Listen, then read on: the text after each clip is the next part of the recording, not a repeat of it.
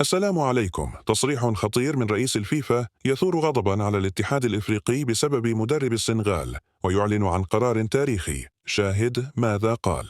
ولكن قبل أن نبدأ، إذا كنت فخورا بالمنتخب المغربي يرجى الإعجاب بالفيديو والاشتراك في القناة. انتهت مباراة المنتخب المغربي ضد السنغال بفوز المنتخب السنغالي، وشهدت المباراة جدلا كبيرا من جانب المنتخب السنغالي، حيث اتهموا المغرب بالفساد وحاولوا الانسحاب، وكذلك تصريحات مدرب السنغال التي هاجم فيها المغرب والجماهير التي قامت بتخريب الملعب.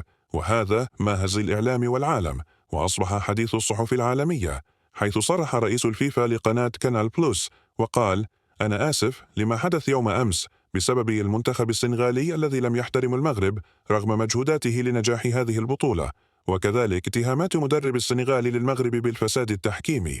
وأنا بصفة رئيس الفيفا فأنا أدرس بجدية إعادة هذه المباراة بين منتخب المغرب والسنغال، لأن ما فعله لاعبين السنغال ومدربهم لن يمر مرور الكرام، وسنحقق في الموضوع. حتى لو اضطررنا لإعادة اللقاء والحكم أدار اللقاء بكل هدوء وحكمة، ولا يوجد هناك أي فساد.